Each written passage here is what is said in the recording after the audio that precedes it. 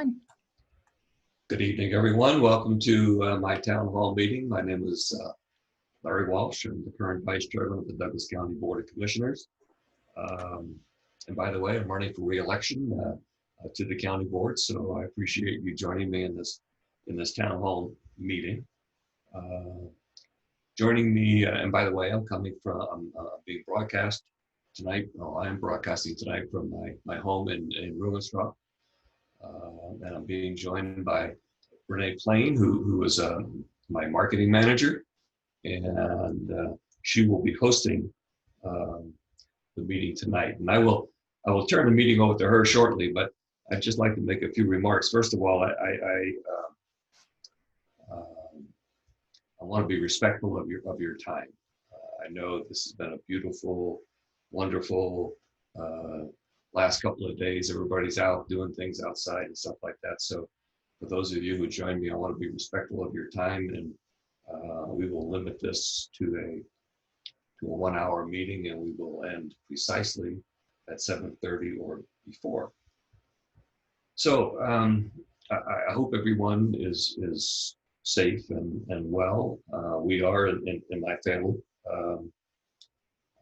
I just heard the most recent update for Douglas County on the COVID-19 health crisis, and we have 30 folks who have contracted the COVID-19 virus. 25 have fully recovered, and 5 are being quarantined in their home. We have a 4-county region: Carson County, Lyon County, Story, and Douglas. And I think there have been a total of 5 deaths from the virus, mostly elderly people in Carson City, and no deaths in Douglas County. It appears, obviously, that the social distancing is working, and everybody's following the CDC and state guidelines. So we're doing very well, and I certainly want to appreciate everybody for adhering to all the guidelines. The one thing that really concerns me about the short and long-term effects of the lockdown has or will have on our students. I've been thinking about this a lot. I have 2 grandchildren that are in high school here in Douglas County, and I know that it's affected them. They're trying to keep up. My daughter is really keeping up with their homework. I think tomorrow is their last day. Maybe Friday is the last day.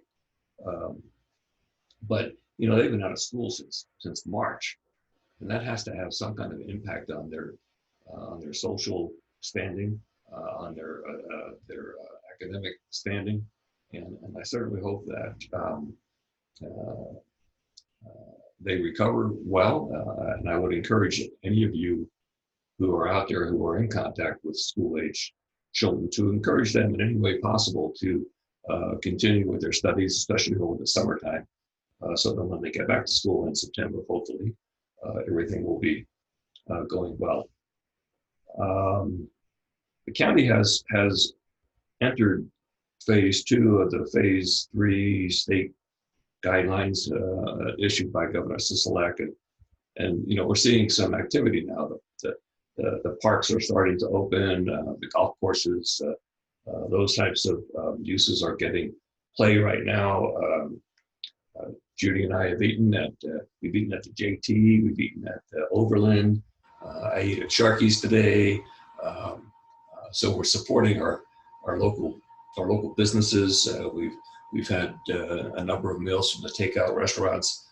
So I would encourage all of you to support our local businesses. It's going to be very important as we emerge from this shutdown.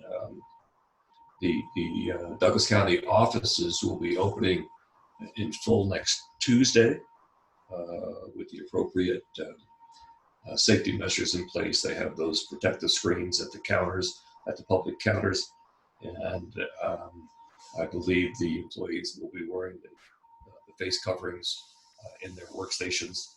So uh, I'm glad to see that. Um, I would encourage everybody, with this warm weather to go out and start to enjoy things, start to go out and into public. A number of restaurants are now open. I understand that the casinos may be open by June 4th, so that's a good thing. But I want you to be safe and adhere to the guidelines, the social distancing guidelines until they're lifted.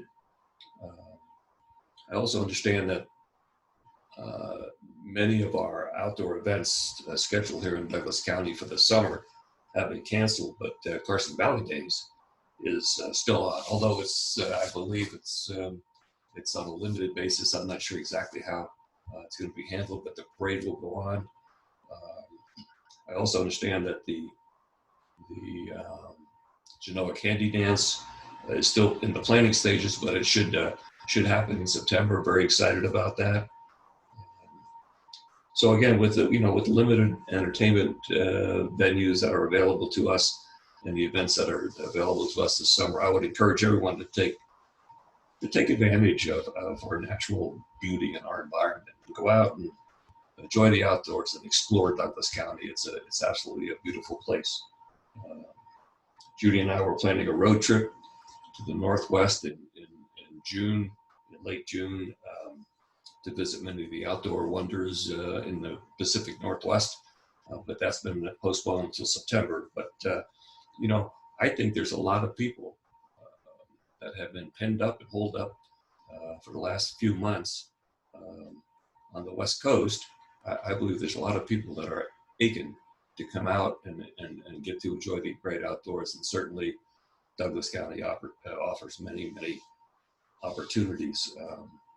So please be safe, at least for the next few months, forever actually, and be well and enjoy as much as you can. So what I'm going to do is I'm going to turn this over to Renee right now for a couple of comments from her, and she'll tell us how we're going to handle this meeting. Renee? Thank you. So I am Renee Plain. I'm with In Plain Sight Marketing, and just a couple of light house rules for tonight. We are recording, and like we have been for the last, what is this, week 6 now, Larry? Yes. Something like that. And so these will go up on Larry's website and his social media, so those who can't attend tonight can still review the information. And Larry already mentioned timing. We're going to keep it pretty close to 7:30, if not before. Normally we have questions that have come in through social media or through email, but tonight we're going to go just a little bit differently. So Larry, you have a few things that you really wanted to talk about, budget specifically. So I think we're going to go ahead and jump into that. And I might ask you a few follow-up questions while you're talking through it, if that's okay with you. And if we have anyone who has questions that wants to put them in the chat, they can go ahead. So with that, I know you've been in quite a few budget meetings, and budget is a huge topic for the county right now. So I'm going to let you go ahead and dive into that. Okay. Well, yesterday and today we had special board meetings to approve the final county budget that has to be submitted to the Department of Taxation by June 1st. And it was a really different exercise this year. This is the budget binder that we received. As you can see, it's quite extensive. That's huge. Yeah, and I went through every page. So it's quite extensive, but and it's complicated because there are many different revenue sources that come to the county, and of course there are a lot of different departments that have to be run in the county. And I'd like to just talk about a few of those because I think it's important for people to understand exactly what goes on at these meetings and how we operate in the county. The main fund that we have in the county and that is under the purview of Board of County Commissioners is what we call the general fund. And those funds, revenues that come into the general fund are mostly from ad valorem tax or property tax, whether it's real property tax or personal property tax, deferred ag taxes, what have you. The estimated property tax revenue budget actually increased slightly over the previous fiscal year. But that being said, the general funds revenue budget was actually down about 5% from its original projections, primarily from a decrease in what we call the C tax, the consolidated tax, which is tax collected by the state, and it consists of sales tax, tobacco and liquor taxes, real estate transfer taxes, live entertainment taxes. Those consolidated taxes are collected by the state and then redistributed to the county, and we're projecting a revenue hit of about $1.6 million, primarily as a reduction in sales tax. Our economy is tourism based, and we have a lot of visitors coming into Douglas County, and since we haven't had visitors recently, our revenue projections will reflect that. Also, what was interesting to me is part of the budget revenue sources in the budget is fees from building permits, and the staff is recommended I think it was a $250,000 reduction in building fees to be collected over the next fiscal year. Over the past 5 years or so, we've had moderate, and I mean really moderate, increase in our building. Once we get out of the recession, I think the most new homes we built in Douglas County was about 250. That was back in 2018, I think. Last year was 120 or 130. So they're even projecting lower than that for this coming fiscal year, which starts on July 1st. So I thought that was interesting. But one of the ways the staff was able to budget to balance the general fund budget was to they put a freeze on all new hiring, and they asked every department to cut their budget for services and supplies by as much as 10%. So coupled with some of the salary savings we have from the hiring freeze, the general budget is balanced for the next fiscal year. And so that the general fund revenues that we receive, they operate or they run the sheriff's department, the county administrative offices, district attorney, juvenile probation, the district and justice courts, community development department, which is our planning and building department, and generally administrative offices here in the county. So that's what the general fund's all about, and we got that fund is now in balance as of today, based on projected revenues. Then we have the special revenue funds. Many of the services that are provided in the county, such as social services or library, China Springs Youth Camp, the 9/11 emergency services, they have their own revenue source called special revenue funds, and these are again funded primarily from dedicated property taxes. So if you were to look at your property tax bill, you would see, I think it's on the right-hand side, you'll see a listing of how much of each, how much of your property taxes goes to fund these different services like 9/11 or youth camp or what have you. The budgets were also cut for these departments to match the revenue sources, and the room tax is the next budget I want to talk about. And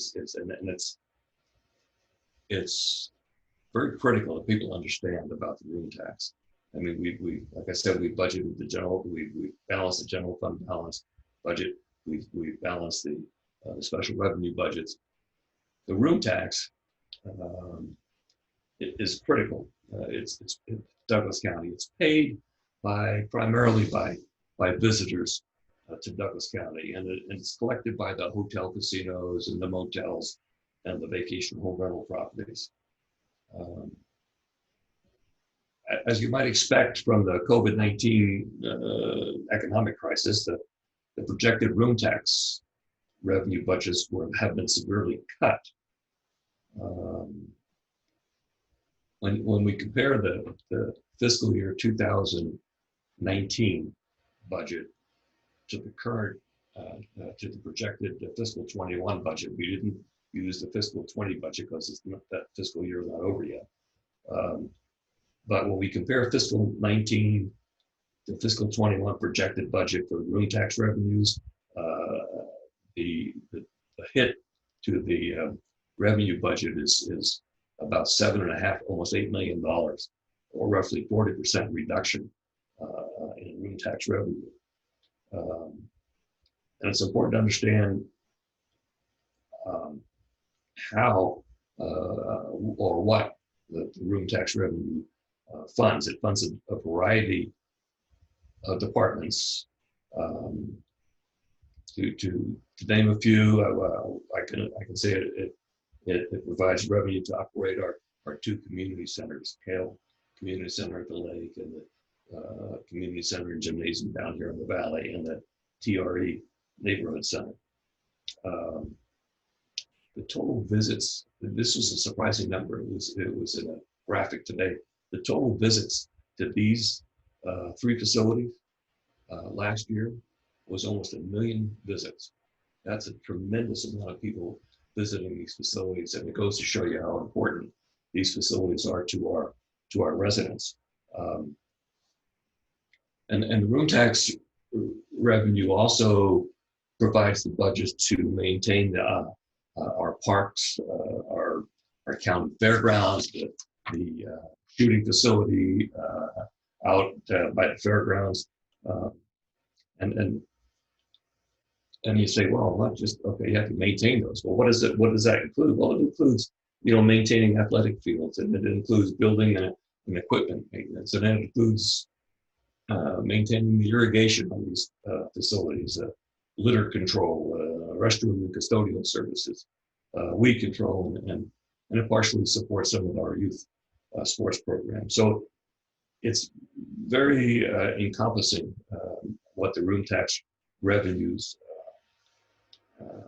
support. Of course, the room tax revenues also support and fund the Tahoe Douglas Visitors Authority at Lake Tahoe, or State Line, and the Carson Valley Visitors Authority down here in Gardnerville. These two organizations promote the beauty and recreational opportunities both at the lake and in the valley, and it's important that they get the support from the room tax. I believe their budgets are total combined budgets maybe $4.5 million, and that money is well spent because we do get a lot of visitors from around the country and around the world to Lake Tahoe and to the beautiful valley here in Douglas County, and those visitors they spend a lot of money, and we collect a lot of room tax and sales tax and what have you. So they come and they stay in our hotels and our motels and our vacation home rentals, and we certainly enjoy having them. The tourism industry, I mentioned this before, I don't know if I mentioned the numbers, but it employs, that industry employs about 1/3 of the workforce here in Douglas County. So you can see the importance of supporting tourism, including the room, the revenue generated by the tourists, including the room tax, but also the sales tax and the liquor tax and the tobacco tax, like I mentioned before, because it pays for a lot of these services that our residents enjoy. And this is important. The main reason I was so supportive of the redevelopment area number 2 at State Line, RDA 2, and the approved event center is I believe that it's incumbent upon the county commission and me personally to do everything in my power to protect and enhance the room tax revenue source at State Line. When completed, the South Lake Tahoe Event Center will enhance the entertainment and sporting and convention activities at State Line, all of which are going to contribute to our economy and in the end contribute to the services that are provided to our residents. So with that, that's my my summary of what we did on the budget today, and I hope it helped a little bit in understanding where we spend your tax dollars and our visitors' tax dollars to support everything that goes on in the county. Larry, I have a question. Sure. So is the county budget, where can people find that so they can go through and understand what you guys are submitting for the budget for the year? Well, it's all on the website, the county website, and it's very detailed. You can drill down the way our new CFO, Terry Willoughby, has set up the website, is that you can drill down to almost department by department and see where your tax dollars are being spent and how they support the different departments. It's very interesting. It's very complex, but it's all there, and I would encourage everyone to go take a look at that. You may not understand it, and believe me, I'll be very honest with you. This is my 4th go around at budget approval, and I'm finally understanding it. It takes a little while to understand it. Government accounting is very different than the accounting I was used to in the private sector as a CFO or accounting manager or finance manager. And so it's complicated. I think it will help perhaps if you, like I said, drill down on some of those budget items and understand where your tax dollars go. It's very interesting. It's fascinating, actually. I was happy to participate in the process today.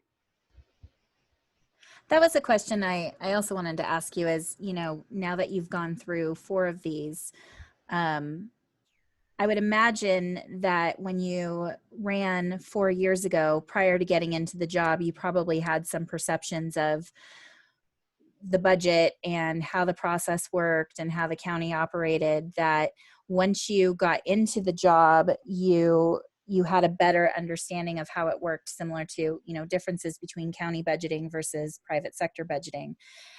What are some of the things that maybe some of those perceptions you had 4 years ago versus, what the reality is once you get in and start really participating in the process? They say you don't really fully know a job until you get in and start doing it. What are some of those things that over the last 4 years really kind of surprised you versus what you thought prior to getting in? Well, it's interesting in the private sector. If you work for a manufacturing company or a real estate development company, what you work for, you have an estimated pot of revenue that you anticipate working with over the years, and you can decide um, fairly easily. Not so much in a manufacturing company, but in a small distribution company or a small company that mom and pop type company, you can pretty much anticipate the number of employees you need and what monies can be spent where. And in the case of emergency, you can dip into this little reserve that you thought you had or that you do have, and shore up a budget in another area. In government accounting, it's different. Uh, it's called fund accounting, and there are only certain things you can do with each fund, like I mentioned before, the general fund or the special revenue funds, which are that go to support, like for instance, the China Springs Youth Camp. Um, those funds that are collected, those property taxes are collected, they have to be used in those departments. You haven't got the discretion to move those monies around. There's not very much discretion you have. You have enterprise funds in government accounting. For example, you have the Douglas County water utility or the sewer utility. Those are utilities that are funded by ratepayers. So I don't know how many ratepayers there are in the Douglas County water utility, but there are thousands, and they pay their money in to that enterprise fund, and it goes to manage that fund only. So those funds can only be used for operational matters in say, the water utility, or for replacements of capital assets, water lines, pump stations, or whatever. A good example would be the Douglas County Sewer Utility Fund. They're just now completing a renovation of the North Valley uh, sewer plant up off of north of Saratoga Springs.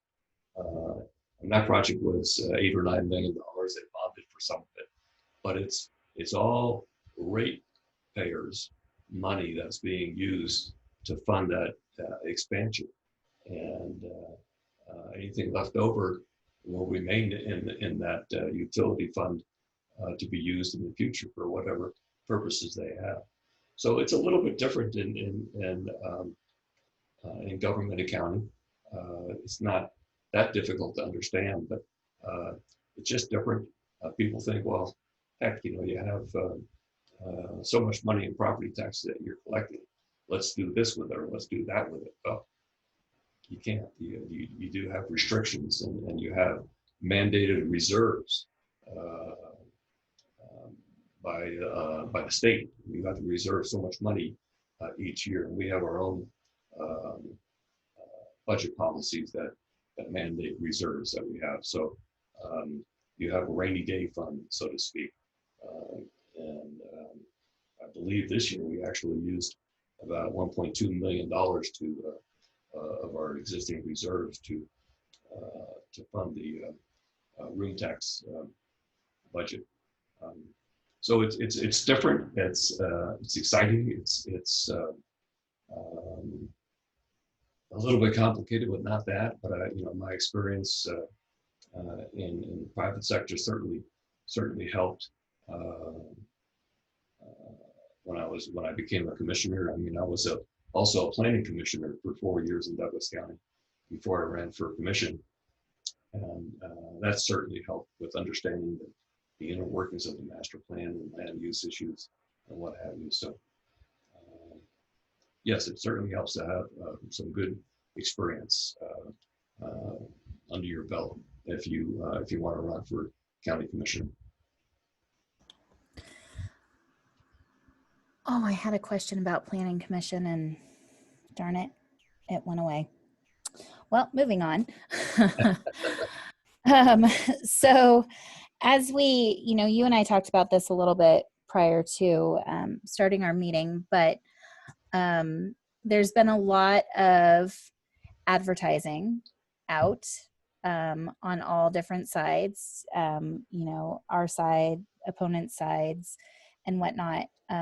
There's also been a lot of advertising that's been in the paper from PACs. And I thought, since there's some conversation going around about, do you know what a PAC does, and whatnot, I thought this would be a really great opportunity to talk about some of those negative attack ads that are going out there, and as a candidate, what your involvement with some of these PACs that are out there is, and just to educate people who maybe don't necessarily know, because there's some, legal ramifications for PACs and whatnot. So I thought maybe you could kind of discuss that a little bit tonight.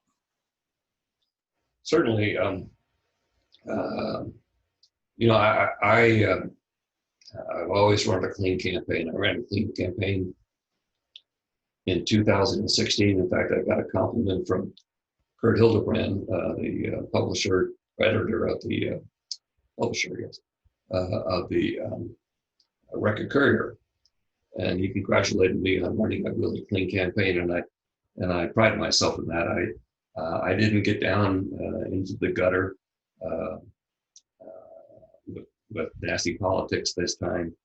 Um, I know uh, they're having a lot of ads in the paper, um, and they're run by these PACs, political action committees. Um, Candidates don't have any control over these PACs. There are strict uh, rules and regulations. I don't know who's involved in the PAC. I have no communication with the PAC. Nobody on my campaign team is supposed to have communication with the PAC. So and they have certainly um, had some nasty ads. I know there was some kind of PAC or committee um, uh, who was promoting my opponent, and it got pretty nasty. And a PAC that was supposedly supporting me um, answered with some nasty comments. So I can't control those. It's very unfortunate. I think the political conversation, and I mentioned this before, has gotten very toxic in Douglas County, and I feel bad for that. This is rural Douglas County. This is not New York City, Los Angeles, or Seattle, or Chicago. This is little rural Douglas County, population 50,000. Um, and when Judy and I first arrived here almost 30 years ago, it certainly wasn't this toxic. There's always been disagreements uh, among politicians, um, but the conversation has always been professional, and now it's not like that. I feel very bad for the residents of Douglas County to be embroiled in this type of negativity. I think I'd like to see it change. Um, there's a very small group of people who are controlling this toxic um, conversation, and they're doing it for their own self good. They want to control the county board of commissioners. They have their certain candidates, and they want to impose their elitist lifestyle on the people of Douglas County. And I am absolutely opposite of what they're trying to promote. I represent all the people in Douglas County, not just a few. And I want to see us move forward in the right direction, and stop with this negativity um, and this nasty conversation that's going on. I don't know if that answered your question, but Yeah, it did. And we can only control ourselves, right? And how we respond to things, and what we do. And so, you know, I felt like you have run a very clean campaign. and what, moving into reelection, because it's not just in campaigning season. There's some there's some hardships on that board right now, as far as tone and civility, and common courtesy to each other. What can you do as Larry Walsh, resident and county commissioner? What part can you play in continuing trying to build better relationships with your fellow commissioners and with the different sides in Douglas County? Well, the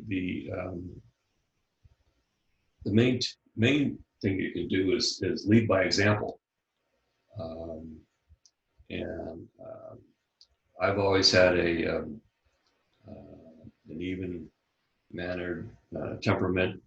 Um, I think the one thing that I could do as a commissioner, and I've tried to do, is that if there is a difference of opinion on a particular matter, whether it's growth or budgets or uh, what have you, um,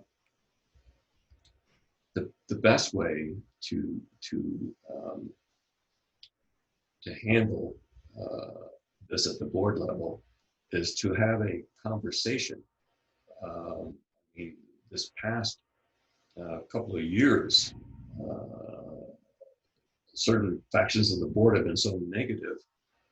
They only come with their point of view, and they don't offer alternative solutions. So I think having a conversation, a decent conversation on the board. Now it can be heated, okay, but what we really need to do is we really need to get everyone's uh, alternate solutions to the problem, and I think in that matter we can arrive at a amicable solution to the issue. That's one way I would try to lead on the board of county commissioners in the future. Yeah, I think that's definitely a great way to do it. And I know you work really hard to, make sure to keep it civil, and having watched those meetings, I know what stands out the most to me, and I think you'll agree with this, is the thing that you guys all have in common is you love Douglas County, and you're all trying to figure out the best way to serve Douglas County. I agree. I mean, I really care for this county.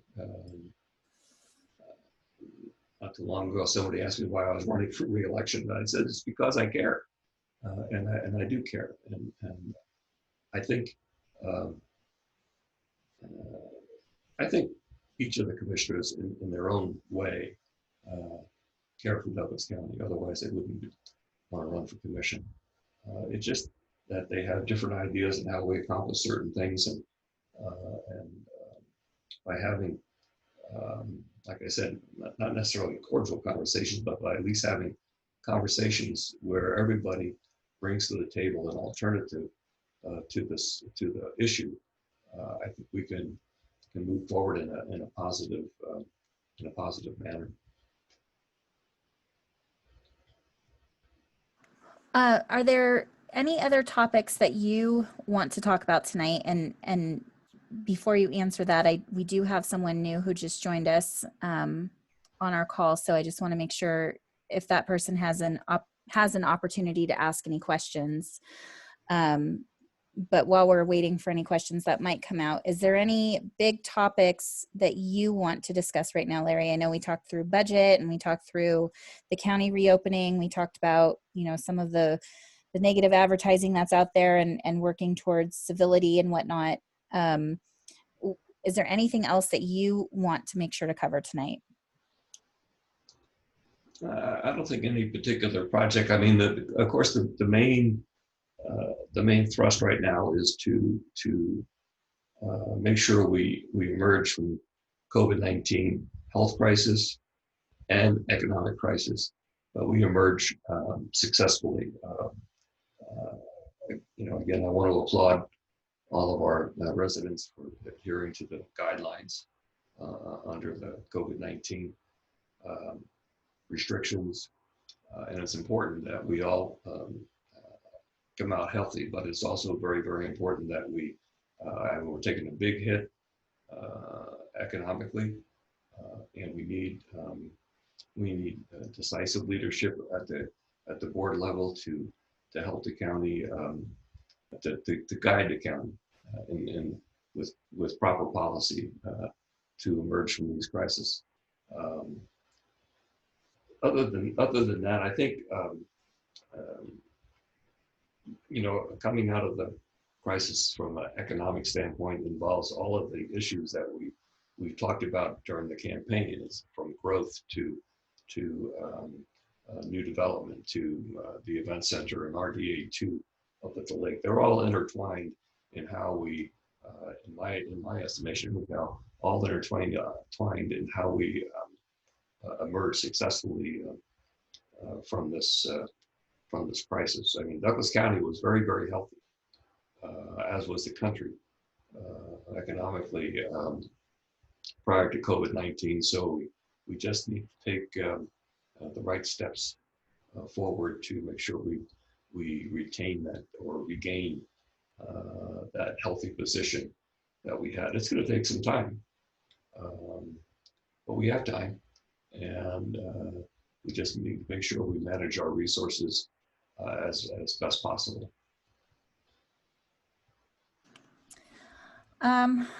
Another question, if we want to go down this road, is last week the county clerk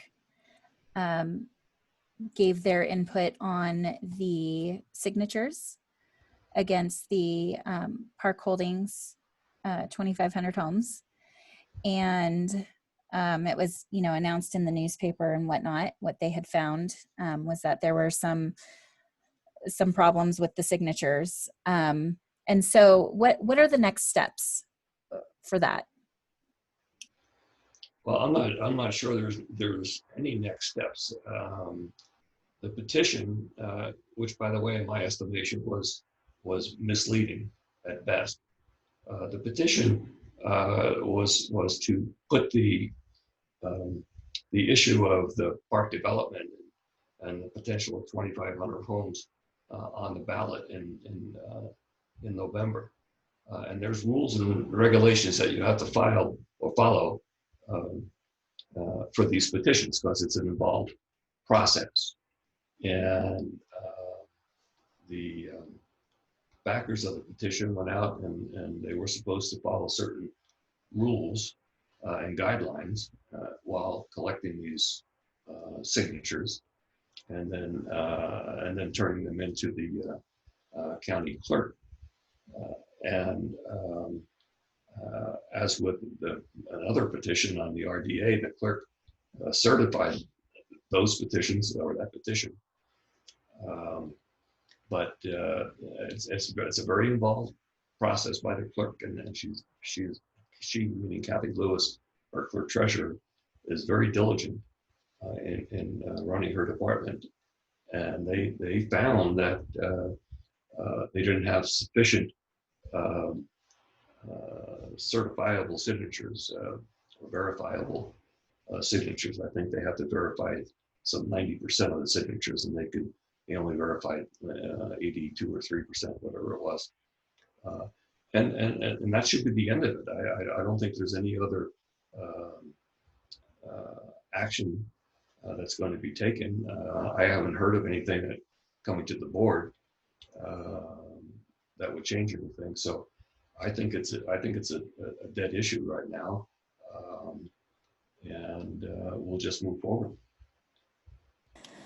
Another initiative that is that you guys approved, you guys being the Board of County Commissioners, approved unanimously, was putting the open space and conservation quarter percent sales tax on the ballot. Do you want to talk a little bit about that and just give people watching some information on what they're going to be seeing in November for that? Well, as many people know, at least most of the people who lived here for any amount of time, Douglas County is a tax adverse county. They don't like taxes, but they also like their open space. And we had an initiative that went before the voters maybe 15 years ago or more, I forget, um, that would have added a quarter-cent sales tax to which would be collected and set aside to acquire, open space uh, uh, and conservation easements around the valley. Um, that would go a long way in protecting our rural character and heritage. Um, that petition failed. Had it passed, uh, there would have been a large pot of money built up by now, or maybe even spent on conservation easements, and more of our ranch lands would have been preserved. So I forget who it was, whether it was the Chamber of the Business Council or maybe it was just a private citizen, came up with the idea, let's put that back on the ballot and let the people decide if they want to really put their money where their mouth is and add an additional quarter-cent sales tax for the specific purpose of acquiring open space easements and preserving our ranch lands. Um, I don't have a position on it one way or the other. Um, so I'm happy it's on the ballot. It'll give the voters an opportunity to express their opinion, and we'll see how interested they are in preserving some of our open space. There's also another initiative, I think, on the ballot for diesel taxes, I believe. Um, when we passed the gas tax, not we, but the prior commission passed the gas tax. It was a 5-cent gas tax that was enacted to help with the maintenance of rural roads um, in Douglas County. As many of you know, most of our roads in the GIDs, the general improvement districts, and the towns, they have good roads, but us who live in the rural areas in Douglas County, like I do in Roadstraw, our roads aren't maintained that well. They're maintained, but not up to the standard that the others are. So that gas tax went a long way to raising money to maintain rural roads. But nobody thought about it, but we have a lot of diesel users in Douglas County. And so there is no tax on no additional 5-cent tax on diesel. So that also is going before the voters. I signed the tax pledge, and I said that I wouldn't raise tax on the residents in Douglas County without it going before the voters. So that petition or that initiative will also be on the ballot in November.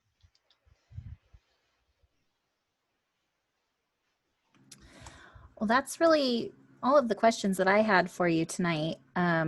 It's 7:20.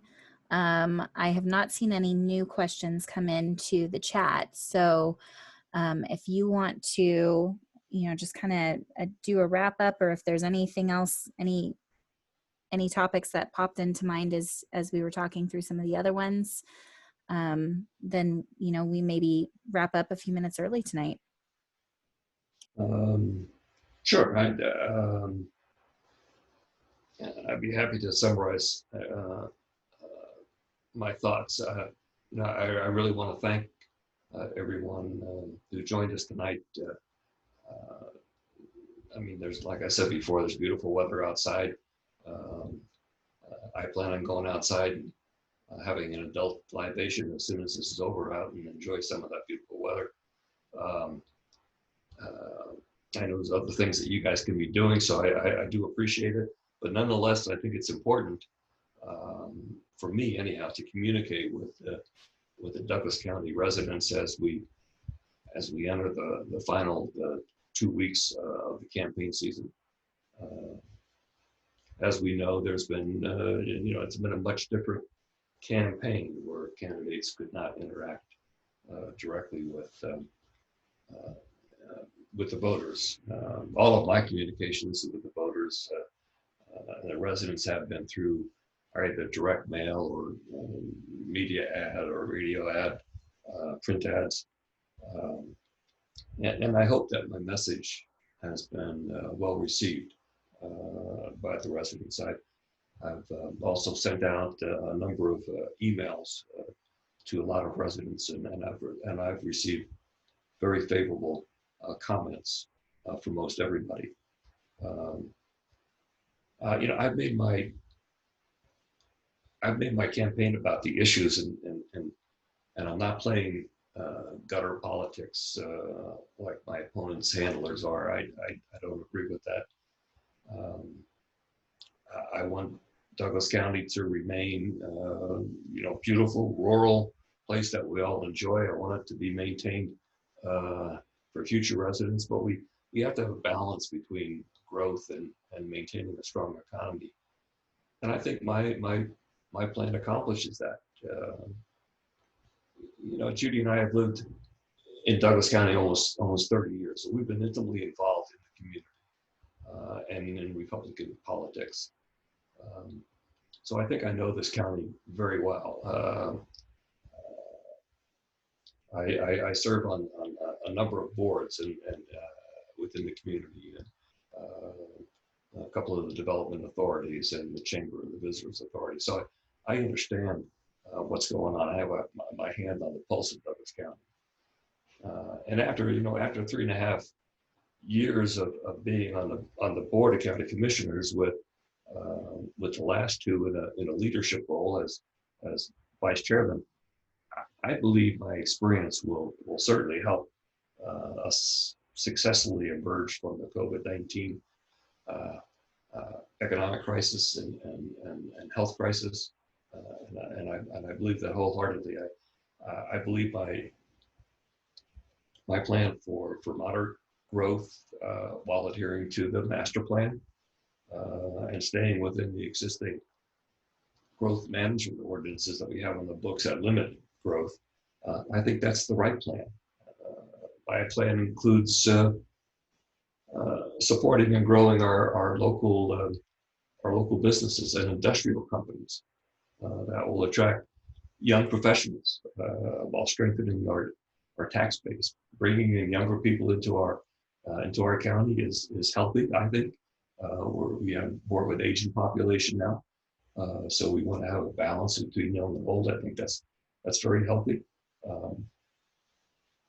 So, to wind it up, I certainly appreciate your support and your vote if you haven't already voted. There are still many residents out there that haven't voted. I understand some 40% or more people have not voted yet. So I would appreciate you talking to your friends and relatives and neighbors about my campaign and about my message and my plan to keep us here in Douglas County, to keep us rural while growing moderately and maintaining a balanced economy.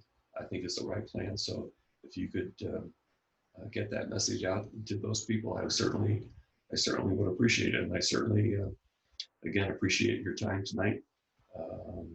Please enjoy the rest of the evening, and we will talk to you again next week. Thank you very much. And just as a reminder, as we always do, this town hall is being recorded. It will be put on Larry's website and then shared on his social platform as well. For anyone watching or interested in going back and watching some of the other town halls that we've done, those are all available on the website, as well as some specific clips to some of the bigger, hot button topics that are going on, as well as links to the Business Council of Douglas County's debate that they did earlier this month. So if you need any information about Larry and what he's running on, it's at Walsh for DC. So Walsh, FORDC.com. And that's all we got for tonight. So Thank you, everyone. Good night. Good night.